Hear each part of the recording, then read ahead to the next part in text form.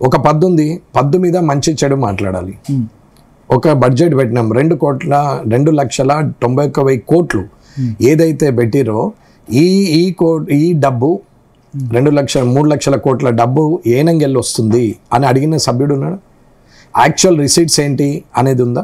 ఒక రాజకీయ నాయకుడు మాట్లాడే దానికన్నా ఒక అధికారి చెప్తే అవుతుంది. ఒక ముఖ్యమంత్రి చెప్పే కన్నా ఒక చీఫ్ సెక్రటరీ చెప్పాలి, ఇది కరెక్ట్, ఇది ఇంత ఇన్కమ్ ఉంది మన రాష్ట్రానికి. ఒక శాఖ మంత్రి చెప్పే కన్నా ఆ శాఖకు అసెంబ్లీ సభ్యులు మాత్రమే మాట్లాడేందుకు అవకాశం ఉంటుంది. నాన్ అసెంబ్లీ సభ్యులు ఎవరు కూడా బాక్స్ లో కూర్చోవచ్చు, ఆఫీసర్లు బాక్స్లకు వచ్చి కూర్చుంటారు, బట్ వాళ్ళు దే కెనాట్ స్పీకింగ్ రైట్ లేదు యాజ్ పర్ కాన్స్టిట్యూషన్. అవును, కాన్స్టిట్యూషన్ ఓన్లీ అడ్వకేట్ జనరల్ మాత్రమే అసెంబ్లీకి అవకాశం ఉంది.